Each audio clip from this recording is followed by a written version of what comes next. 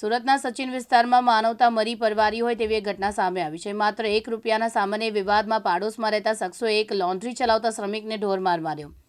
રાજ અભિષેક સોસાયટીમાં દિલીપ કનોજિયા પોતાની લોન્ડ્રી ચલાવે છે। કપડાં ઇસ્ત્રી કરવાના ચાર્જમાં માત્ર ₹1ના વધારા બાબતે પાડોશમાં રહેતા દીક્ષિત પરિવાર સાથે તેનો વિવાદ થયો। નજીવી બાબતમાં બંદૂક રાખીને રાત્રિના સમયે વિનીત દીક્ષિત અને શુભમ દીક્ષિત નામના શખ્સોએ દિલીપ પર હુમલો કર્યો।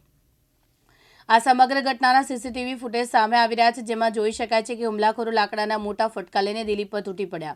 દિલીપ પોતાનો જીવ બચાવવા રસ્તા પર ભાગતો હતો, છતાં આરોપીએ તેને ઘેરી લાતો મારી લાકડીઓથી બેરહેમીથી માર માર્યો હતો।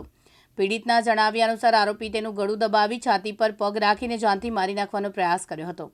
ઈજાગ્રસ્ત દિલીપ કનોજિયાએ આ મામલે સચિન પોલીસ સ્ટેશનમાં ફરિયાદ નોંધાવી છે। दिलीप है और मैं राज अभिषेक में रहता हूँ। मेरा दुकान नंबर 7 है और इसलिए ₹1.25 के लिए हुई थी और मैं ₹8 बोला। इसके वजह से उनको बुरा लगा।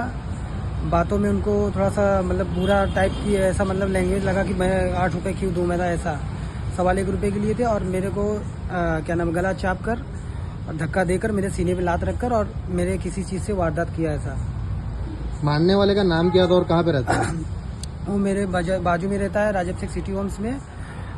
रो हाउस नंबर नंबर 14 है और उनका नाम है विनीत दीक्षित नाम है और एक लोग का नाम है शुभम दीक्षित और वो पूरी फैमिली से रहते हैं और वो लोग ऐसा अंजाम कई बार कई लोग के साथ कर चुके हैं और लोग की दादागिरी ऐसा ही है। यासीन दारा, दिव्यांग न्यूज़, सूरत।